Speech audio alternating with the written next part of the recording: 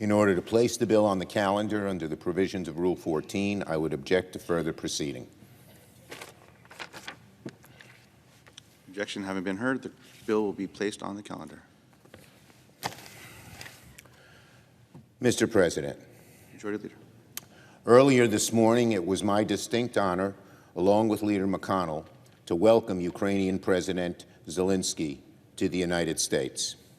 It's always a privilege to welcome a foreign head of state to the Capitol, but rarely in history have we heard directly from a leader who is fighting for his country's survival and fighting to preserve the idea of democracy. I told the members that right now this courageous man is at the fulcrum of democracy and freedom. And my message to President Zelensky and to my colleagues was simple. America must always stand with our friends around the world, and that includes the people of Ukraine. President Zelensky could not have arrived at a more crucial moment for his country and for Congress. Right now, Ukraine is engaged in a major counteroffensive against Putin's forces to reclaim their own territory and turn the tide of their bloody and brutal conflict. But it is also a moment for Congress, too. It's very clear that if we were to have a government shutdown or pass a CR without Ukrainian aid, the damage that would occur on Ukraine's campaign would be devastating. In fact, to quote President Zelensky in the room, and this is a quote, he said, "If we don't get the aid, we will lose the war." That's a quote from President Volodymyr Zelensky. That's how stark the issue is.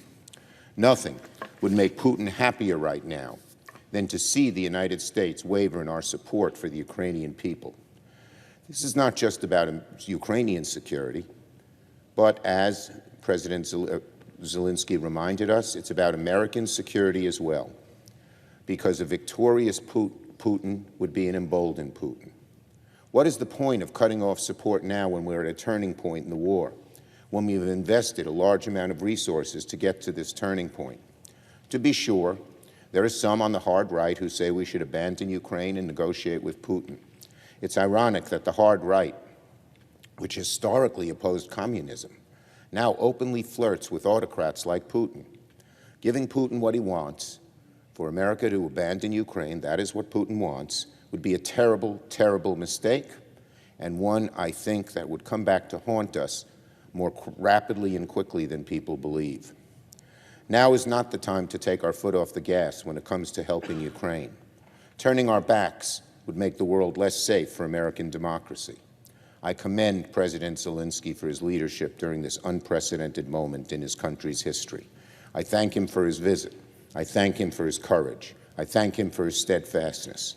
And I will keep working to ensure we continue supporting the Ukrainian people.